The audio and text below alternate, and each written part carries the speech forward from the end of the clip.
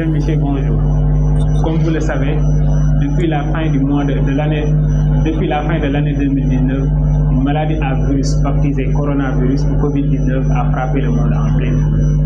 Elle s'est déclarée en Chine, puis s'est propagée en un clic dans le monde entier, mettant en nu toutes les failles du mode d'organisation mondiale camouflées jusqu'ici sous les noms de mondialisation, démocratie et liberté.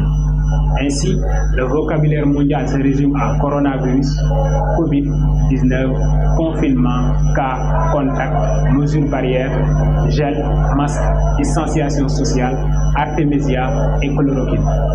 La situation dans laquelle se trouve le monde, notre pays, le monde, nous inquiète tous.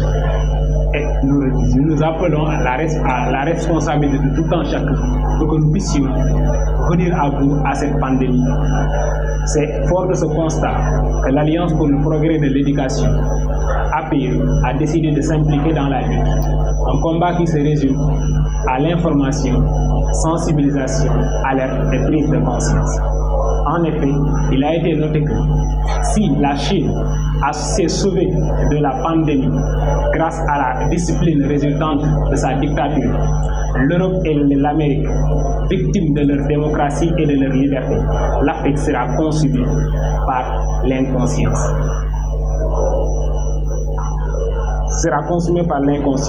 Sur ce, nous faisons appel à tout le monde à faire preuve de responsabilité et de courage, afin que nous puissions ensemble vaincre ce monstre mondial. Vous aurez les détails avec Président Samba et Mademoiselle Oulimata. On aura aussi en ligne les téléspectateurs qui voudront intervenir au cours de l'émission. Merci. Comme le monde se nouvelle biologique, le coronavirus, il est légitime que tout le monde crée. Mais malheureusement, actuellement, démocratiquement, c'est lui qui règne. Moom tax ñu def ñu devant le jàkkay ñu tamit mais ngir yàlla état bi bu ñu ci wax waxi Europe wala Portugal. Parce que tey la ñu gën a doon jaaxle ci kanam. Dans une situation pareille, ne pensez-vous pas que l'Afrique doit s'organiser et faire face à une Europe déboussolée et prendre le leadership de ce combat planétaire ou là? Donc, vu que créer nañ seen def mais Afrique la ñu tënk ak ñoo bañ l'Occident, l'histoire a encore montré que vous avez tort. Donc, à Berlin, vous avez décidé de nous sortir. Crise bi am temps, parce que nan moo ko digal ngir yàlla resté chez vous, donc c'est très difficile. L'Afrique d'aujourd'hui porte son destin, mais on gagnera ce combat avec notre propre. Ah oui, tu as raison. Qui aurait cru que ce petit minuscule invisible pourrait faire trembler la terre? Jamono ji, tout le monde se fléchit le genou. Même les grandes puissances n'ont plus le temps des glamours Samba. Mais bien sûr, il ne faut pas avoir le temps des glamours. Dans la partie tout le monde au début de ces tabous. On dit qu'il représente le maire. Mais je me dis actuellement, il fait prendre les gens. En tout cas, pas comme il a déjà créé le fermé. Tu aurais demandé pour l'autre pour se battre pour définir en face de masque et de jet. En tout cas, Corona wane na ni buum bu jaam ngi toog. Afrique ak Europe ñëpp a ci yem ku ne mën na demal boppam mais li ma jaaxal mooy li Europe di nas bu sottee est-ce que dina baax ci Afrique. Naka ngoon fikki naa la kandoo topp ci naa ko politique la ku nekkay baxam pour man loolu rek doon def mais nagam ndax corona moom mën a boole ci benn palais Macky Idi Khalifa Sonko Kara teew ko pour man jot Afrique maa moo doon doon mu ñu am ku ma daan ko. Oui, tu as parfaitement raison. Idi Macky Khalifa ci benn palais loolu rek wane na ni corona lu am doole la parce que personne n'aurait imaginé ñoom ñett ñu daje ci benn palais voilà léegi téléspectateurs yi bëgg a dugg mën nañu woote ci te numéro téléphone bi mi ngi défilé. Pour rappel, le virus a fait de la Chine l'empire du milieu son berceau avant de s'étendre dans le continent de Molière, transformant ainsi le monde en morceaux. Bonjour les frontières. Avec l'arrêt du trafic. Bizarrement, en Afrique, la maladie marche comme un bambin. Pourquoi les Occidentaux veulent tester leur vaccin? Il n'y a pas là un mesquin ou Monsieur, dafa jot di soppi le temps que l'Occident allait faire chier ak seen vaccin amatul toog di xaar nous disons non ba pare taxaw kenn du ko testé benn ils ont tué nos leaders, encouragé nos leaders, mais la démocratie sera meilleure. Merci Oulay. La régie m'annonce qu'il y a M. Isaac en ligne qui va intervenir au cours de l'émission. Nous allons le prendre avant de donner la parole au président Samba. Oui, nous continuons, Madou. Ok, jarul si sori ñu bisono suñu passé kaw ni ko story yam rek ci wax dañuy takk juk gannaaw yow di mo fi tax na Brazza bi jitu lek di drapeau Afrique on sera jamais des cobayes venez vous y trouver des capables Prona a montré vos failles te sax ban kan suñu nak yéen ko wara fay l'Occident faut faire de l'Afrique le foyer d'excellence pour le début de son fils tok len te dal l'Afrique a ses propres filles. Oui, bien sûr, absolument. L'État, je suis totalement d'accord avec vous. Tu sais, le British chinois a conduit en Schengen. Et on peut s'en attaquer de l'activité après. D'où Trump l'attaquer de Ching Ching. Nous avons, nous bu affaire la ñuy testé le vaccin non ñun ñu ne être de cobaye n'est pas notre destin. Vraiment. Et pourtant corona n'a pas rendu la décision des nations unies. C'est quoi? Restez chez vous avant de transformer celui des Africains en restons vigilants. Comme si la gouvernement war rester chez eux de tester Occident. Non, calmez-vous. Bàyyi leen saaga yi wàññi leen saaga yi rafetal kàddu yi aussi. Ok, c'est ça gàtt maa ngi jégalu ci saaga yi fekk ñoom ils pensent que ba ñu nekk jamonoy saaga yi xañ sa bañ. li ma jaaxal mooy Afrique yàgg naa bañ mais terewul ils continuent leur manigance. Vraiment ils veulent l'Afrique sans les Africains. Quel manque d'élégance. Comme xam nañ ni vaccin yi doxul xam naa comprimé wala masque yi mooy seen dernière chance au lay. Malgré tout, ils continuent leur manigance. Non, ils n'ont aucune éloge. J'ai entendu l'investiture présidentielle parler de masque, mais la jeunesse africaine fera pareil pour le Sénégal. Nous avons un obstacle. Développer après le droit de comme médaille. Pour Europe, demain, mais tout ce qui est vaccin, c'est l'Africain ou le premier monde.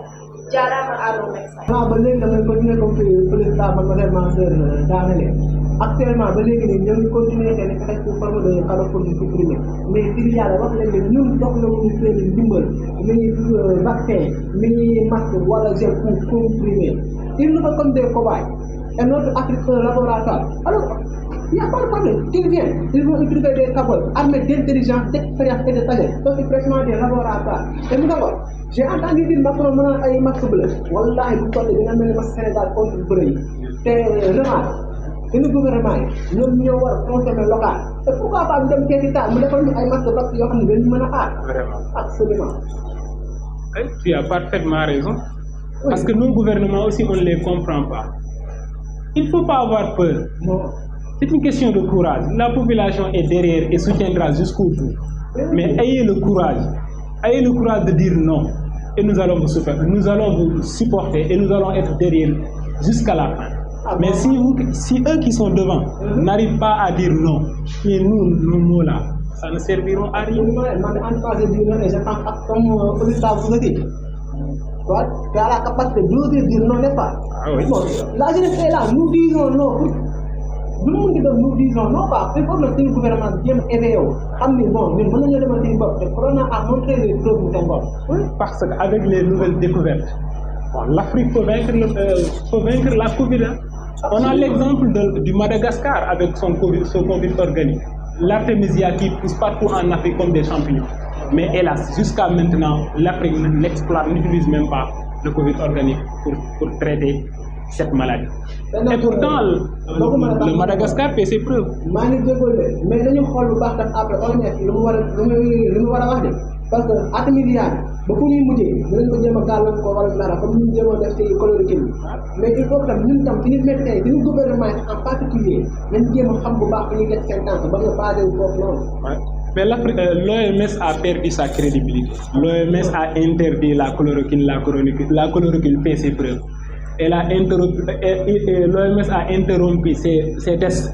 Il est revenu sur lui-même. L'OMS, vraiment, il faudrait que l'Afrique ait son propre organisation mondiale, africaine en tout cas, de santé. Vraiment. Mais malheureusement, on est rattrapé par le temps. L'émission tire à sa fin. Votre dernier mot, là.